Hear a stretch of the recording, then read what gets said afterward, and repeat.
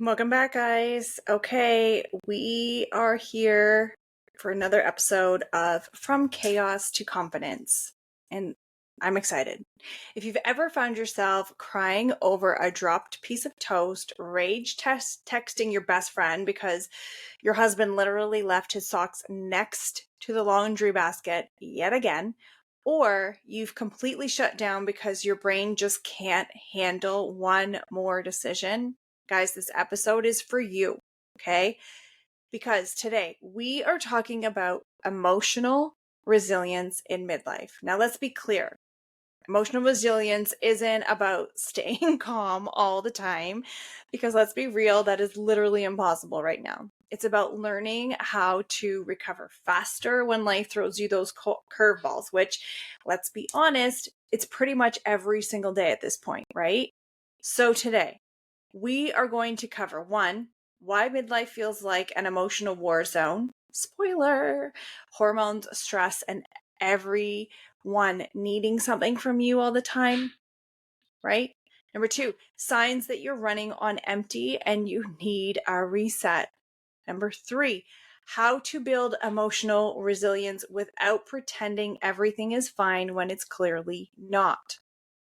The small habits are number four that actually help you handle stress better, because you're not here to be a toxic positivity person. We're going to be real. We're going to talk about doable strategies. Okay. So let's dive right into this. Let's get going right away on this. Let's start with the big question. Why do emotions feel so out of control in midlife? Why? Why is this happening? Well, first of all, hormones are shifting and they are not being subtle about it. Estrogen levels are sometimes tanking, which means more anxiety, mood swings, and days where you suddenly question every life choice you've ever made. Okay?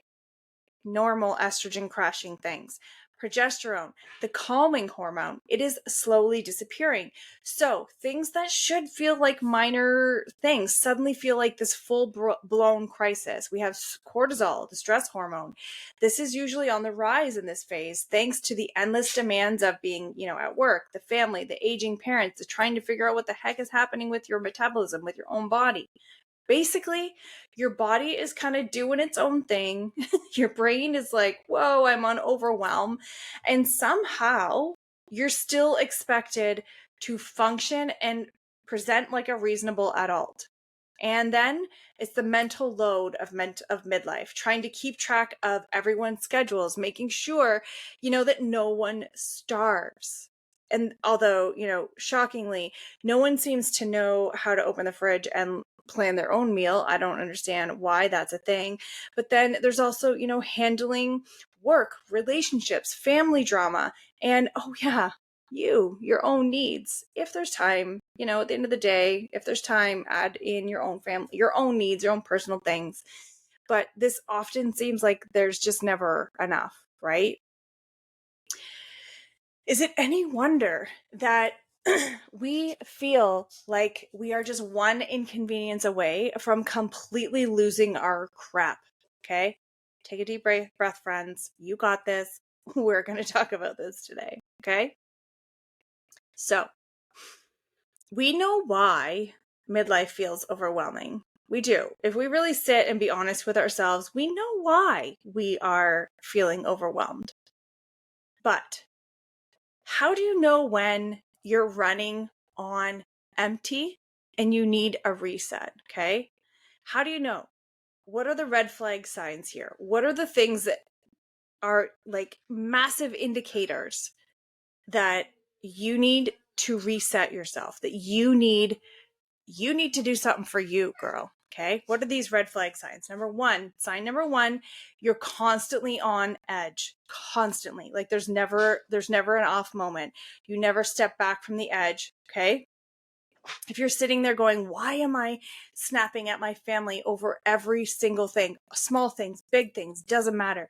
You know what? It's probably because you are completely overwhelmed. This is a huge indicator of that. Excuse me. Number two red flag. You feel like you're crying over literally anything and everything. Okay. Sad commercial, tears. Running out of coffee, tears. A stranger walks by with a beautiful outfit on, tears. Like, your body is literally crying over everything. That could be a major indicator that you have really become too overwhelmed. And number 3, the red flag, decision fatigue. This is a real thing, okay? This is something I tried to explain to my husband the other day. I was just like, just make the fucking choice. Excuse my language. Okay? Because decision fatigue is real. Most of us by this point have had to make a lot, if not all, of the decisions for our family, for our colleagues, like so many decisions every day, all day, right? We get to this midlife phase, and it's like every time somebody asks you a question, you just can't figure out how to respond to it, right? That what's for dinner question, don't freaking ask me again. I cannot make one more decision today. That was me the other day. It was like, well, do you want to go out? Do you want to go to the beach? Do you want to do this? And I was like, I don't care. Just make a choice. I'm game for whatever. I just don't want to have to make the decision. That I was like, after a full day of, working on some big projects, working on, I was writing all day. I was writing copy. I was writing chapters. I was like, just having to decide, is this going to go here? Am I going to post that? And I was, by the end of the day, I was like, I don't give two F's. Somebody else make the choice. Okay. And number 4, red flag. You wake up exhausted, okay? Even after a full night's sleep. So this is different from you've had a super broken sleep, you wake up, you still feel tired. This is that level of exhaustion and overwhelm. When you go to bed, your watch, let's say you're wearing a Fitbit watch and your watch tells you had an excellent sleep, and you're like, no, I didn't. I'm freaking exhausted. Why am I waking up exhausted? This could be an indication that you're overwhelmed. Okay. So make notes of what you're going through, right? Why do you wake up feeling like you literally ran a marathon in your dreams? What is going on there? And number 5, red flag. You're withdrawn from people and your responsibilities. This is a big one, guys. Don't dismiss this, okay? That if I ignore my inbox, it'll go away. No. Okay? It's just going to stare at you every time you open up your emails. It's going to be there, okay? If that sounds familiar at all, number 1, you are not alone. You are not failing. Your nervous system is just standing there waving these big red flags, being like, for the love of God, help me. We are overwhelmed over here in our nervous system. The good news is, guys, we can still build emotional resistance and bring some peace back into the chaos. Okay? Excuse me, I need to grab some water. So let's talk about that. How do we start to build emotional resilience without pretending like everything is fine? This is the key. I don't want you to go around smiling and pretending like everything's good. I got this. I'm fine. All good. Because that is just not going to help you in any way. Okay. So let's talk about the real practical ways to handle emotional overload without just falling into that trap of, if I just think positive. Because honestly, no one wants to hear that when they're struggling. Like, be honest. Do you want me to just say to you, if you just have a positive mind frame, everything will get better? No. You're like, how do I get to the positive mind frame when everything I think about, I'm like, I'm just spiraling all the time. How do you get to the positive mind frame? Okay. So here are some strategies that you can try and see if they work for you. Number 1, take 5 deep breaths. We talked about this last episode, right? Before you snap on somebody, before you lose your ever-loving poop, take 5 deep breaths. Yes, it sounds so simple, right? But when you're stressed, we actually forget to breathe properly. We literally forget to breathe properly. So I want you to try this breathing exercise with me, okay? If you're driving, keep your eyes open. If you're listening somewhere where you can kind of close down your eyes for a second, please do that, okay? We're going to do a really simple breathing exercise together. This is one that I do all the time. And if you've ever been somewhere with me where I feel a little stressed out, you will hear me doing this breathing exercise. I don't care what it looks like or how I sound. I will do this when I need to regulate myself. I have gotten to that point. Okay. So, if you're driving, just do the breathing. If you're not driving, please close down your eyes. We're going to start by making sure that we have a nice tall posture, that our lungs have space to expand. Okay. You're going to inhale for a count of 4 seconds through your nose. So inhale through your nose, 4, hold for 4 seconds. Allow your breath to expand into your lungs and your belly and hold. 2, 3, 4. Exhale for 6 to 8 seconds through your mouth.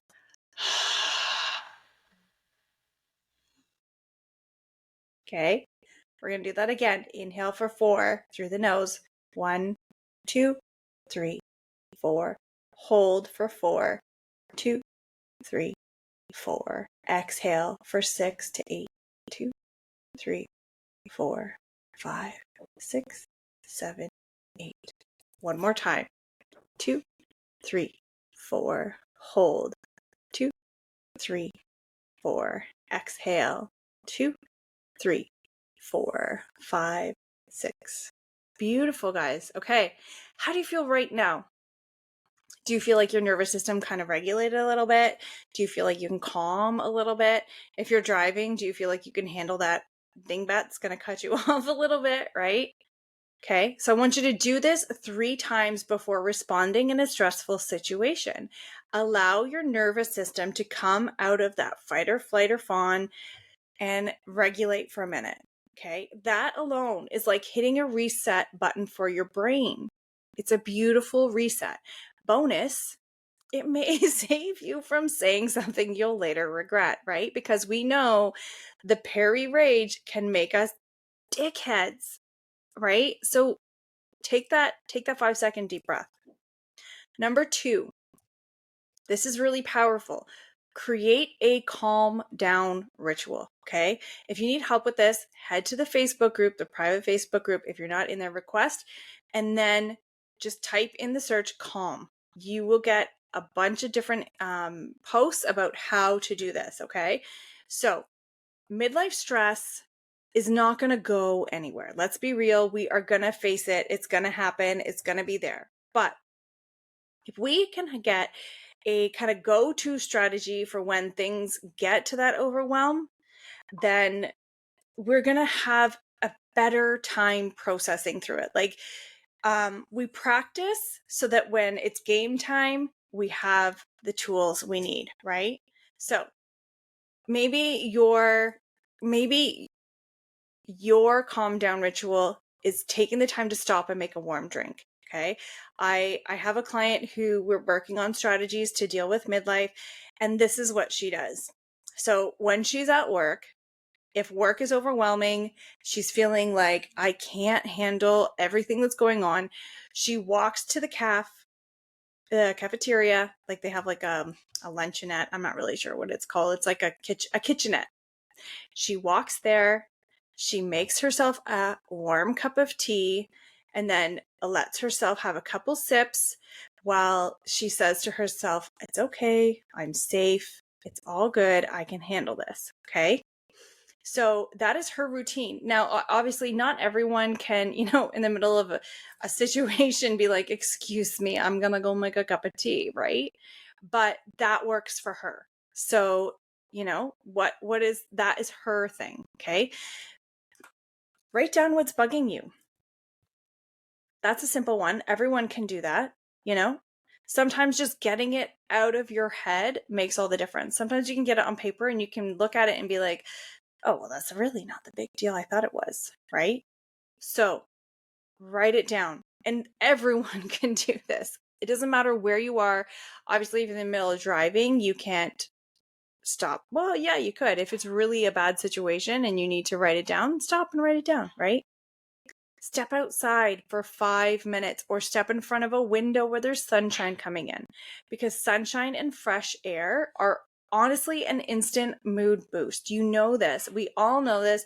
How many times have we been like, oh, I'm craving sunshine, right?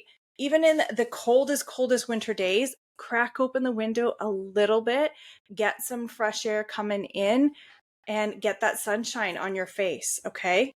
The goal: find a repeatable, easy action that brings you back to center, okay? I also have a client that hers is putting her feet on the ground and taking a sip of water. That brings her back to center, okay? Number 3, set boundaries like a mother freaking boss, okay? Not everything or everyone deserves to have immediate access to you all the time, okay?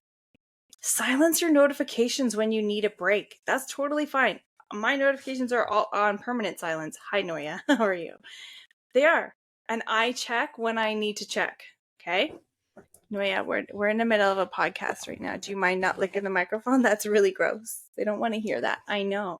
Okay? Say no, Noya, without guilt. Okay?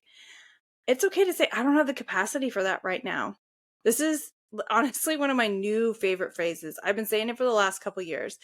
When I first started saying it, I felt horrible. I felt selfish. I felt like an asshole being like, but I should have the capacity. But recognizing that I didn't, right? There were so many times in my life when I really wanted to do something. I really wanted to be there for somebody and to support them. But my own self was so depleted that I couldn't. So I had to learn that I could say, I don't have the capacity for that. And how they responded is their decision, not mine. Okay? Protect your peace. Even if people don't get it, they don't have to, okay? If your family is confused when you start setting boundaries, if your friends are like, what is wrong with this bitch? That is their problem, okay? Just tell them, new policy. If it's not life-threatening, don't ask me until I've had my morning coffee. This, seriously, I'm like, I know it sounds like a joke, but it's okay to have that boundary, to set that boundary around me time for yourself, okay? The number 4 strategy, let go of the small stuff, even if it's hard, okay? Even when it's difficult, let go. Not every battle is worth fighting. I know, but stay with me, okay? Ask yourself, will this matter in a week? Will I care about this in a year? If the answer is no, let it go. Yes, ladies, even the socks that are sitting on the floor beside the laundry hamper, let it go, right? Okay. So, to wrap this up, guys, midlife emotions, they are a lot. But you don't have to be stuck in a constant state of overwhelm. You really don't. Okay? Breathe before reacting. Have a go-to calm down strategy. Very important. Say no to the things that are draining you. Not no with an explanation. No. No is a complete sentence. Give yourself grace on those hard days because they are going to come and they are going to be there and it's totally fine. Okay? You are stronger than you think and you are not alone in this at all. If you're ready to feel supported in this and you want to join in the conversation, I urge you, go join the private women's only Facebook group. Okay? This is where we talk all things midlife, stress, survival, all that kind of stuff. Join the Facebook group. Okay? I post so much content in there that is so helpful, that is going to help you get through this midlife clusterfuck. I promise you, there's so many things. Check out my website. There on the blog every week, there's tips and tricks, there's recipes, there's free yoga and meditation on the website to help you move through and calm down. Okay. There is so much resources. There's so many resources on there. There are free resources for you to download. There's also connections to the cookbooks, okay, to the journals, all those things that are the tools that can help you move through this phase, right? Whether you want the digital download or you want the paper copy, paper copy is available on Amazon, on Amazon, on Amazon in all Amazon stores. Okay. And lastly, guys, please subscribe and share this podcast with a midlife friend who needs to hear this today. I know that you have a friend who is going through this and maybe they aren't talking about it, but you can tell because they're snippy with you or they're feeling the overwhelm and you can see it. So share this with them so that they don't feel like they're alone. Okay. Thank you for hanging out with me today. Now, go take your deep breaths, use that breathing exercise, and remind yourself, you got this. And I'm so proud of you.